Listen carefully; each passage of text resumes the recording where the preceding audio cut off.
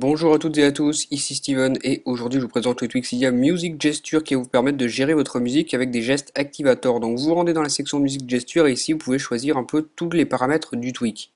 On a Swipe Up qui correspond à un glissement vers le haut, donc ici vous pouvez choisir votre effet. Vous pouvez reculer d'une chanson, avancer à la suivante, faire play ou pause comme moi j'ai choisi, afficher la couverture de l'album, quitter l'écran de lecture et enfin afficher les informations. Pour l'action Swipe Down, donc, qui est un glissement vers le bas, vous voyez qu'on a les mêmes options, donc toujours ces options que je vous ai présentées juste avant. Donc je vais vous montrer ce que ça donne, on va se rendre dans l'application musique, et je vais vous montrer un peu comment on peut contrôler notre musique en utilisant des gestes multitâches. Donc je vais lancer une musique, on va prendre celle-ci, et là vous allez voir que lorsque je glisse mon doigt vers le haut, comme ceci, voilà, la musique se met en pause.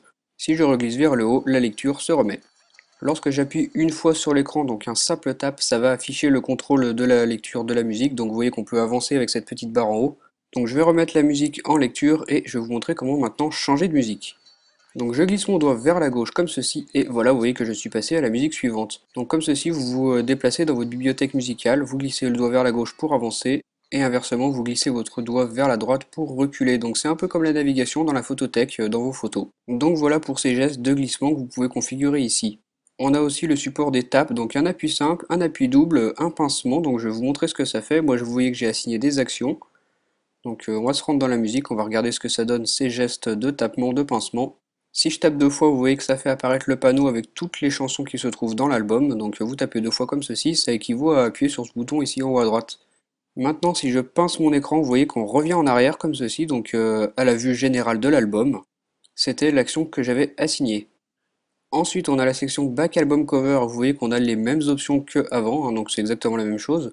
Sauf que ces options, maintenant, là, on va pas les utiliser comme je vous ai montré tout à l'heure, donc pas ici, mais on va les utiliser dans le menu général de l'album. Donc ce menu ici.